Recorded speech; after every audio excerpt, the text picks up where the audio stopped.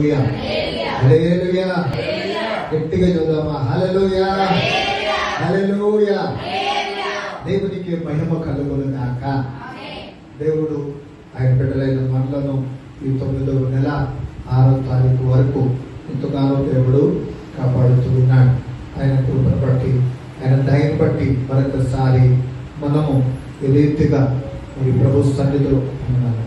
ఆయన సన్నిధిలో ఉండడానికి ఈ సమయాన్ని ఇచ్చారు. సమయము 8 గంటలు ప్రేయర్ టైం. ప్రేయర్ టైం 8 గంటలు, ముగింపు 9 గంటలు. మీకు తెలుసు, కానీ టయాన్ని మీరు మీ కొరకు, మీ పనుల కోసం వాడుకోవద్దు. మనము దేవుని యొక్క సమయాన్ని ఖచ్చితంగా మనము ఉండాలి. దేవుడు మనకిచ్చిన బాధ్యత, మనకిచ్చిన భాగ్యం మంచిది. ఈ దినమున దేవుని సన్నిధిలో మనము కొన్ని మాటలు మనము ధ్యానం చేసుకోవడానికి సమయం మనకి ఇచ్చారు. ప్రభు ఇచ్చిన ఈ సమయాన్ని బట్టి ఒక వాక్యాన్ని మనం చదువుకుందాం.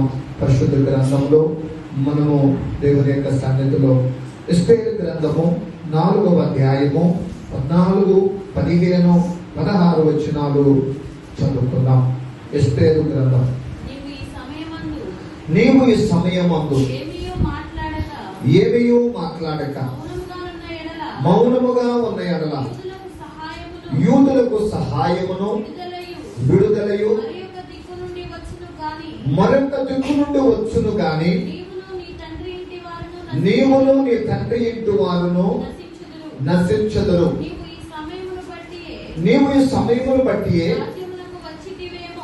రాజ్యములకు వచ్చితివేమో ఆలోచించుకొనమని చెప్పాను. అప్పుడు ఎస్తేరు మొర్దుకైతో మరలా ఇట్లనెను, నీవు పోయి షూషానునందు కనబడిన యూదులందరినీ సమాజ మందిరమునకు సమకూర్చి నా నిమిత్తము ఉపవాసం ఉండి 3 దినములు అన్నపానములు చేయకుండుడి. పనికత్తెలా? నేను నా పనికత్తులు కూడా ఉపవాసముందుము. దేవునికి స్తోత్రం. అందుకనే చూద్దాం. హల్లెలూయా. ఇక్కడ ఎస్తేరు కనబడుతుంది. ఎస్తేరు అంటే మామూలుగా కాదు. ఎస్తేరు రాణి, ఆమె రాణి. అక్కడ అహష్వేరోషు ఉన్నాడు. ఈ యొక్క ఎస్తేరు గ్రంథంలో ప్రాముఖ్యత చాలా ఉన్నాయి.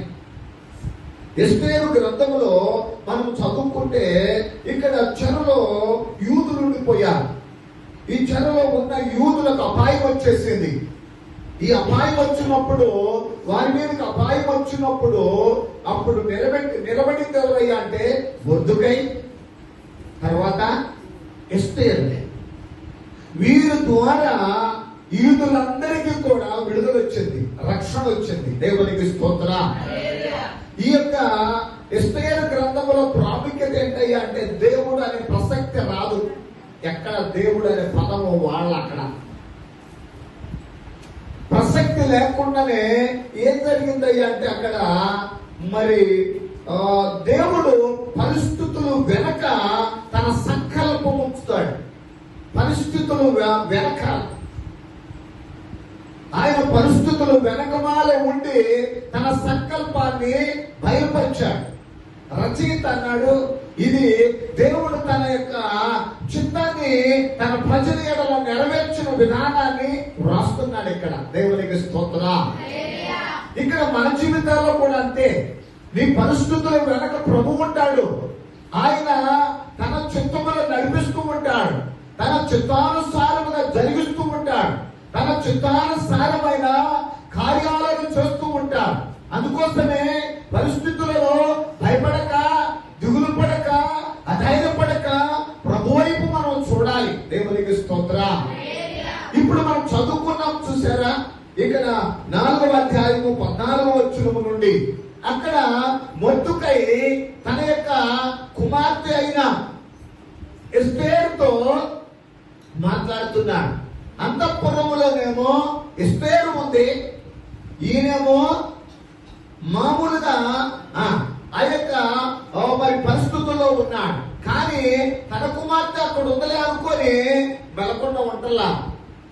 అంటాడు కదా, యూదుల మీదకు వచ్చిన ఈ అపాయాన్ని, తన మీదకు వచ్చిన ఈ పరిస్థితులను ఆ దృష్టికి తీసుకెళ్తున్నాడు. ఈ సమయంలో నువ్వు మౌనముగా ఉంటే నీ తండ్రి ఇంటూ వారు నశిస్తారు. కానీ నువ్వు మౌనంగా ఉండదా కానీ చెప్తున్నాడు. యూదులకు సహాయము ఏరొక దిక్కు నుండి వస్తుంది, మరొక దిక్కు నుండి వస్తుంది. తన ప్రజలకు సహాయము ఎలాగే రావాలనుకోవద్దు. ఎక్కడైనా చేస్తాడు ఆయన, ఎప్పుడైనా చేస్తాడు ఆయన, ఎవరి ద్వారా అయినా చేస్తాడు ఆయన, ఎవరి ద్వారా అయినా కార్యాలు చేస్తాడు ఆయన, ఏ పరిస్థితులైనా చేస్తాడు ఆయన, ఏ సమయంలోనైనా నీ పట్ల నిలబడతాడు ఆయన. దేవుడు తన కార్యాలు చేయడానికి ఎలాగైనా చేయగలడు. అందుకోసమే ఒక పాట వైరల్ అయిపోయింది. ఇప్పుడు కథ మొత్తం మార్చగలిగింది ఆయన ఒక్కడే. దేవునికి స్తోత్రం. స్థిరపరచగలడు ఆయన, హెచ్చించగలడు ఆయన. ఇలాగ ఉండిపోయాడు. ఈ జీవితం అయిపోయింది, ఈ బ్రతికి అయిపోయింది, ఎన్నో సంవత్సరాలు దేవుడు అనుకున్నాడు, ఇలాగే అయిపోయింది ఇక్కడ అనుకోవచ్చు. కానీ కథ మార్చగలడు, గత మార్చగలడు, పరిస్థితులు మార్చగలడు, కుటుంబంలో కార్యాలు చేయగలడు, అద్భుతాలు చేసే దేవుడు. ఆయన పేరే సర్వశక్తి కలిగిన దేవుడు. దేవునికి స్తోత్రం.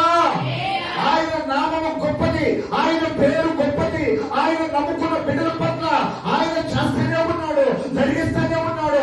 అబ్రహాము దేవుడుగా, ఇస్సాకు దేవుడుగా, యాకోబు దేవుడుగా, ఈ రోజున నీకు నాకు దేవుడుగా ఉండి నడిపిస్తున్న దేవుడు, ఆదరిస్తున్న దేవుడు, ఆదుకుంటున్న దేవుడు, బలమిస్తున్న దేవుడు, నిలబెడుతున్న దేవుడు, అద్భుతాలు చేస్తున్న దేవుడు ఉన్నవాడు. అది వాడైన దేవుడు. దేవునికి స్తోత్రం. ఆయనే మారుస్తారు, ఆయనే మారుస్తారు. కాబట్టి ఇక్కడ ఎస్తేరు అంతఃపురములో ఉండి మాట్లాడుతున్న మాట ఏంటో తెలుసా? నేను నా పరికత్తులతో, నేను నా వాళ్ళతో కలిసి ఉపవాసం ఉంటాము, మీరును ఉపవాసం ఉండండి, మా కోసం ప్రార్థన చేయండి, మనం కలిసి ప్రార్థన చేద్దాం, మనము మన దేశం కోసం ప్రార్థన చేద్దాం, మనము మన యొక్క రాష్ట్రం కోసం ప్రార్థన చేద్దాం, మనము మన యొక్క ప్రజల కోసం ప్రార్థన చేద్దాం, మనము మన పరిస్థితుల కోసం ప్రార్థన చేద్దాం అన్న చెప్పబడిన మాట ఎవరిలో నుండి వచ్చిందంటే ఎస్తేరులో నుండి వచ్చింది. దేవునికి స్తోత్రం. ఈ రోజున కూడా ఇదిగో మనలో కూడా దేశం కోసం ప్రార్థించాలి, రాష్ట్రం కోసం ప్రార్థించాలి, అధికారుల కోసం ప్రార్థించాలి, ప్రధానుల కోసం ప్రార్థించాలి. ఇదిగో మరి ఉన్నటువంటి ఇదిగో ప్రజల కోసం ప్రార్థించాల్సిన బాధ్యత నీ మీద నా మీద ఉన్నది. అంటే ప్రార్థించాలి. కాబట్టి ఇక్కడ అంటున్నాడు కదా, ఆ మాట చెప్పినప్పుడు అందరూ వాళ్ళు ఉపవాసం ఉండి ప్రార్థించారు. ఇక్కడ మనం చదువుకుంటున్న ఈ భాగంలో చూస్తే ఎస్తేరు అనే మాటకు అర్థం ఏంటయ్యా అంటే నక్షత్రము అని అర్థం. ఏం పేరంట? నక్షత్రం. నక్షత్రం ఏం చేసింది? ప్రకాశింప చేసింది. అక్కడ నక్షత్రమే ఇదిగో అక్కడ జ్ఞానులకు దారి చూపించింది. నక్షత్రమే ఇదిగో మరి ఆ యొక్క మార్గంలో ఉంటది. యేసయ్య ఆయన కూడా ఇదిగో మరి ఎలాగున్నాడయ్యా అంటే ఎలాగన్నాడంటే ఇదిగో అంటాడు, యాకోబులో నక్షత్రము ఉదయించింది. దేవునికి స్తోత్రం. ఇక్కడ ఎస్తేరు అనే మాటకు నక్షత్రము ప్రకాశవంతమైన జీవితము. ఆమె ప్రకాశముగా ఉంది. తన జీవితం ద్వారా ఎదుగో మరి ఆ యొక్క వెలుగైన జీవితముగా ఉంది. ఎక్కడ చీకటికి అవకాశం ఇవ్వరా? ఈ రోజున నీ జీవితంలో కూడా, మన జీవితంలో కూడా ఏం చేయాలంటే వెలుగైన దేవునికి అవకాశం ఇవ్వాలి. చీకటి ఏం చేస్తుందయ్యా అంటే మనుషుల్ని పడేస్తుంది, మనుషుల్ని పాడు చేస్తుంది, కుటుంబాలను పాడు చేస్తుంది, కుటుంబాలను పతనం చేస్తుంది.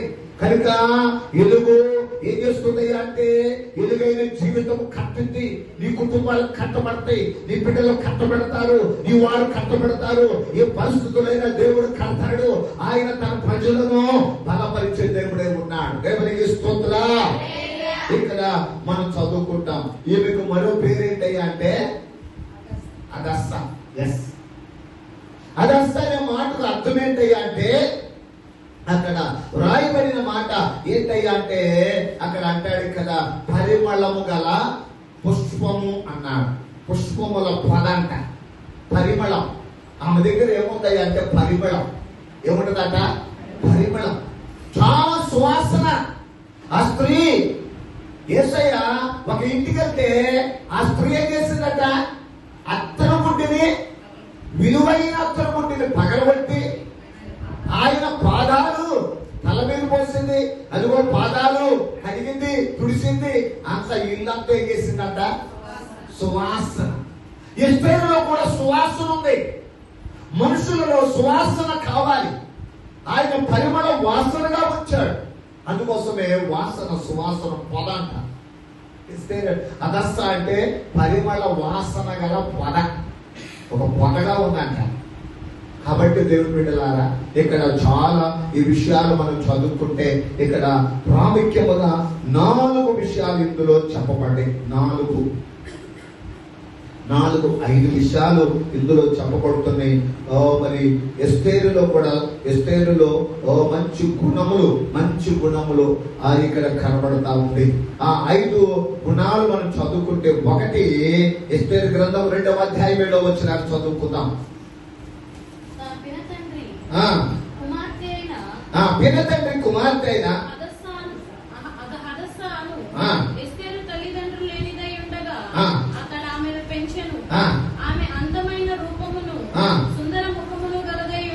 కనుక ఇక్కడ ఎస్తేరు ఎవరై అంటే సుందరమైనది. దేవునికి స్తోత్రం.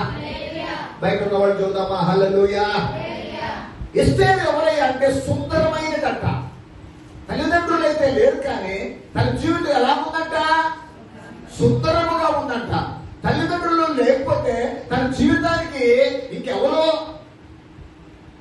పెంచారు ఈ పిల్లల్ని అని అడుగుతారు చాలా మంది. ఈ పిల్లని ఎవరు పెంచారండి?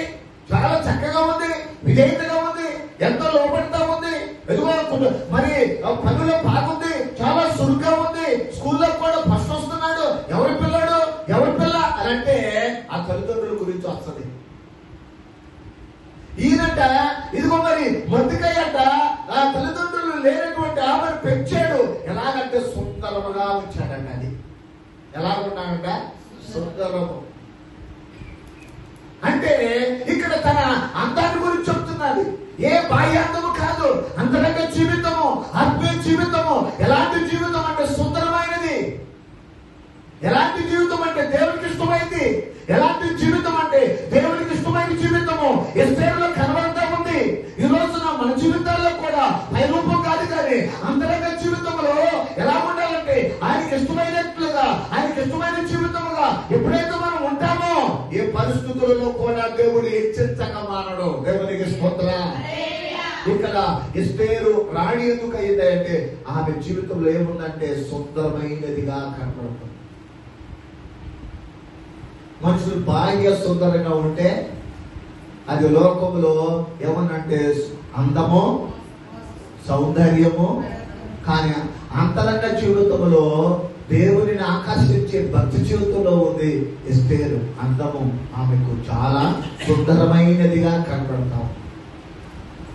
ఒకనొక టైంలో మనం చూసినప్పుడు అక్కడ అహష్వేరోషు అదిగో 127 సంస్థానాలకు రాజుగా ఉన్నటువంటి ఆయన, ఒక బలమైనటువంటి వ్యక్తిగా ఉన్నటువంటి ఈయనకు ఇదిగో వస్తీ అనబడినటువంటి రాణి, మొదటి రాణి తన యొక్క గర్వాన్ని బట్టి ఏం చేసుకుందంట?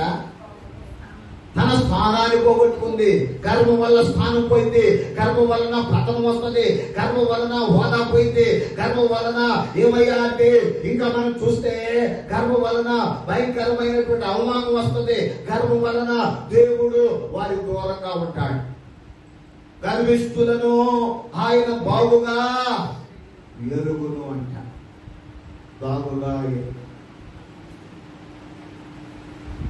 ఒక సందర్భంలో చిన్న సందర్భం. మా ఇంటికి ఎప్పుడు చిన్నప్పుడు మేము మా ఇంటికి ఉన్నప్పుడు ఫారినర్స్ వచ్చారు. ఒక ఆయన దగ్గరకు వస్తే నాన్న దగ్గరికి నాకు తెలుగులో ట్రాన్స్లేషన్ చేస్తాను. వాక్యంలో తెలుగులో ఆయన ట్రాన్స్లేషన్ చేస్తాడు. ఆ ప్రేమను బట్టి వేరే పిఎం పాల్ అని వచ్చేవాడు. వస్తే అప్పుడు వాళ్ళ భోజనం రెడీ చేసి కొబ్బరన్నం అప్పుడు టాపు. ఇప్పుడు పలావులు ఎక్కడ చూసినా కొండ బిర్యానీ అని, నాయుడు గారు కొండ బిర్యానీ అని.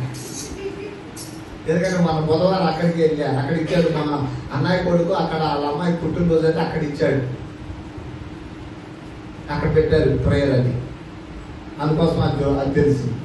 అయితే విషయం ఏంటయ్యా అంటే ఇంటి దగ్గర చాలా భోజనం పెట్టిన తర్వాత, కాయలు పెట్టిన తర్వాత, ఫ్రూట్స్ అవన్నీ పెట్టిన తర్వాత నన్ను అంతా వడ్డిస్తూ ఉండేవాడు. నేను చూస్తూ ఉండేవాడు. మీ పిల్లలు కనుక తగ్గట్టే రాని ఒక దూరం నుంచి చూస్తాము.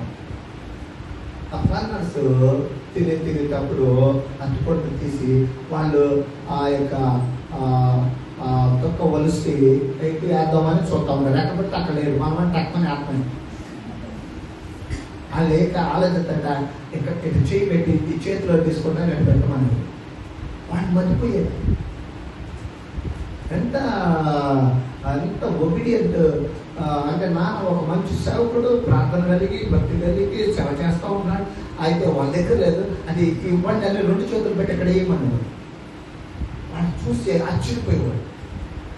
అయితే ఈరోజు ఎందుకంటే ఈ సందర్భం చెప్తున్నదంటే మన జీవితంలో మనుషులకు భయపడాల్సిన పని దేవునికి భయపడాలి. అది ఎలా వస్తుంది అంటే మనం చేసే పరిచర్య అలాగ ఉన్నప్పుడు ఖచ్చితంగా నేను లిఫ్ట్ చేస్తాను. దేవుని కొరకు నేను చేస్తున్నా, దేవుని కొరకు నేను చేస్తున్నాను మనం చేసే చూసావా ఆ యొక్క ఒబీడియంట్, ఆ యొక్క విధేయత ఒకనొక టైంలో ఖచ్చితంగా ప్లస్ అయిపోతుంది. అది దేవుడు ఖచ్చితంగా చేస్తాను. అలాగున ఇక్కడ కనబడతా ఉంది. ఆమె అయితే వస్తే ఏమైందంటే గర్భముతో తన స్థితిని ఆ స్థానంలోకి వచ్చింది. ఎవరయ్యా అంటే మామూలుగా ఏమో సుందరముగా ఉండటము రాజుగారికి ఇష్టమైంది. ఎప్పుడైతే నువ్వు ఆత్మీయ జీవితంలో శుద్ధంగా కనపడతావో, జాగ్రత్తగా నువ్వు కనపడతావో, భయభక్తులతో కనపడతావో ఆయన ఇష్టపడతాడు, కోరుకుంటాడు. దావీదుని అనలేదా? దావీదుని అంటున్నాడు, నేను కోరుకొనినా దావీదు నేను కోరుకున్నాను, అతడు నా ఇష్టానుసారుడు, అతడు నా హృదయానుసారుడు, నా ఇష్టాన్ని నెరవేర్చేవాడు. ఎస్, ఎప్పుడు వస్తుంది మన జీవితంలో అయ్యా అంటే ఆయనలో ఒబీడియంట్గా ఉంటే వస్తుంది. లేకపోతే మన ఇష్టం చేసేసి ఏమంటామంటే అది దేవుడి ఇష్టం లాగానే కలిపేసుకుంటాం. కలపటం మనకే ఈజీగా ఏంటది కలపటం అంటే ఎవరు అంటుంది, గీత అంటుంది. కనుక అది ఆయన దగ్గర పనికిరాదని ఇక్కడ ఒకటి సుందరము అందరము అన్నాడు. రెండోది మనం చదువుకుంటే 4వ అధ్యాయం 16 వచనములు అంటాడు. 4వ అధ్యాయం 16 నీవు పోయి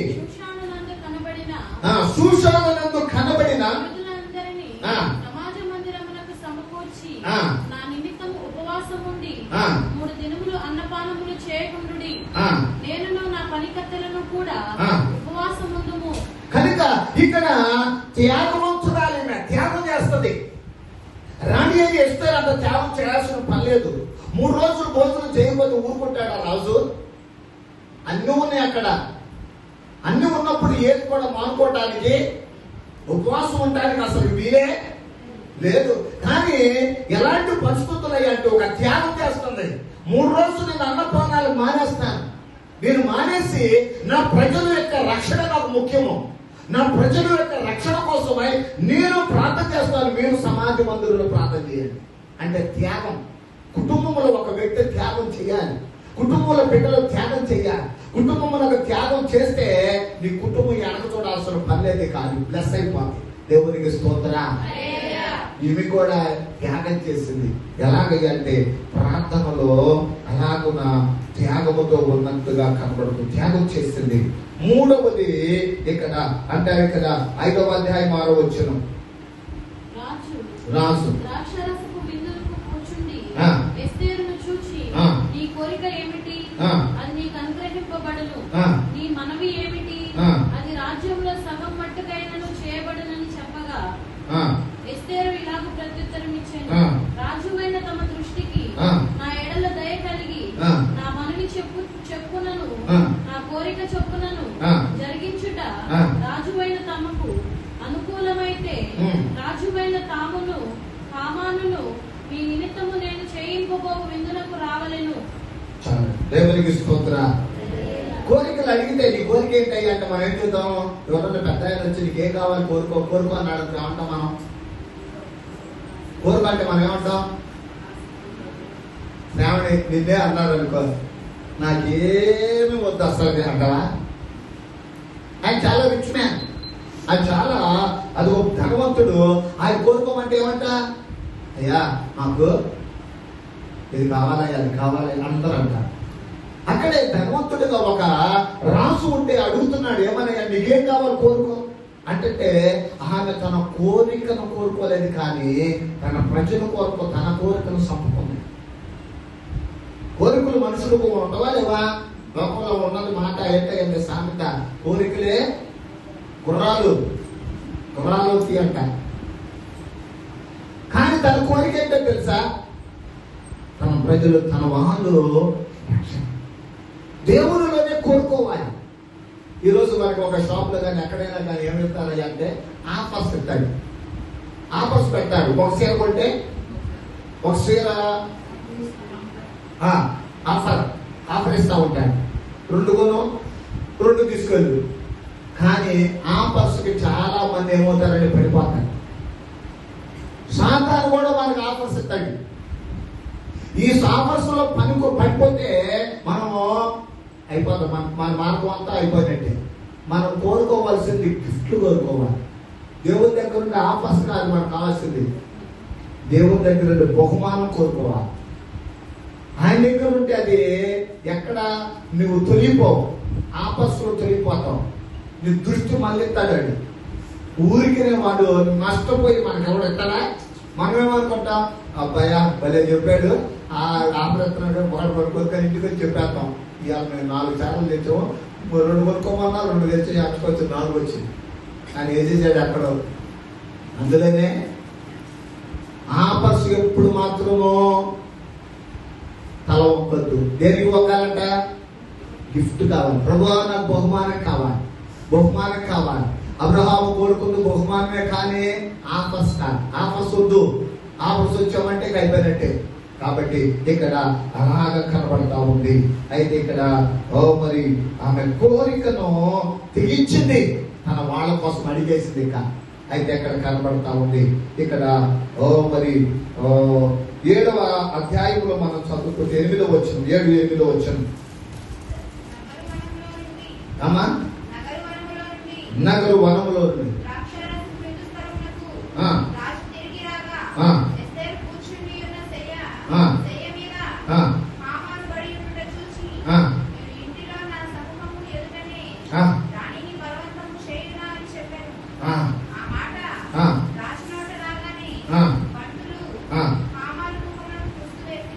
కనుక ఇక్కడ తెగింపు రావాలి. ఆఖరికి ఎవరి కోసం అంటే ఎంతసేపు బెదిరించాడు ఆమాను? యూదులందరూ ఉన్నాయి, చంపేస్తానా, ముద్ర తీసుకున్నాడా, చంపేస్తానని అన్ని కూడా అయిపోయినాయా? లాస్ట్ ఇక్కడ జరిగేది దాని మీద ఎలా ఉన్నది అంటే ఒక తెగింపు ఎలాగ వచ్చిందంటే చివరి ముగింపు అను లేకపోతే తెగింపు అను ఎట్లుందయ్యా అంటే, ఎవడైతే ఇచ్చాడో వాడితే పంట. మనం అనుకుంటాము వాని మీదకి ఏదో వేసాను, ఏదో బాణం వేసాను, లేకపోతే ఏదో నిందలు మోపాను, ఏదో అవమానాలు పెట్టాను, ఏదో ఒక రోజున అది మనం అంటాం హ్యాపీ న్యూ ఇయర్ అంటే సేమ్ టు యూ అంటే నీకు కూడా అట్టనే ఈ నిందలు మోపావో, కష్టాలు పెట్టావో, ఇబ్బందులు పెట్టావో, లేకపోయి చెప్పావో, ఏం చేసావో వాడు కూడా సేఫ్గా అంటారు. అవి మనం రిటర్న్ అయ్యి మనకే వస్తాయి. ఏమైతే చేశాడో ఆమాను కుట్ర, దానికి ప్రతిఫలం అంటే తనకే ఉరి, తనకే పొయ్య, తనకే నష్టం, తనకే అపాయం, తనకే అతడు చనిపోవడం జరిగింది. కారణం ఏంటయ్యా అంటే తాను తీసుకున్న గోతులనే పడ్డ. ఒక ఆయన ఈ యొక్క ఫేస్బుక్ లో ఒక వస్తుంటే ఒకటి ఒక కథలాగా వచ్చింది. అది ఏంటంటే ఒక అతను ఒక సాధు ఏం చేస్తాడంటే అక్కడ ఒడ్డు మీద నుండి చూస్తా ఉంటాడు. ఒక ఆ యొక్క మంటకప్ప అది నీళ్ళలో పడింది. ఆ నీళ్ళలో పడితే అది కొట్టుకుంటా ఉంటుంది. కొట్టుకుంటా ఉంటే దాన్ని బయటికి తీద్దామని వెళ్ళి అట్లా పట్టుకుంటాడు. అట్లా పట్టుకొని నీళ్ళలోంచి బయటికి అట్లా తీద్దామని అంటే తక్కువ ఇక్కడ వేసింది ఒకటి. ఏం చేయబోతున్నాడు? రక్షించబోతున్నాడు. ఏం చేసింది అంటే అపాయం కలిగించింది. మళ్ళా వదిలేశాడు. మళ్ళా కొట్టుకుంటుంది. మళ్ళీ ఏం చేశాడు అంటే అక్కడే ఉన్నాడు. మళ్ళీ తీశాడు. మళ్ళీ తీస్తే ఏం చేసిందంటే మళ్ళీ ఇంకోసారి మళ్ళీ కొట్టింది. మళ్ళీ ఇప్పుడు ఏం చేశాడు అంటే మళ్ళీ పడేశాడు. మళ్ళీ పడేసిన తర్వాత ఇది మళ్ళీ కొట్టుకుంటుంది, మళ్ళీ చచ్చిపోతుంది, మళ్ళీ మునిగిపోతుందని తీసి ఇప్పుడు వెంటనే ఒడ్డునట్టు పడేశాడు.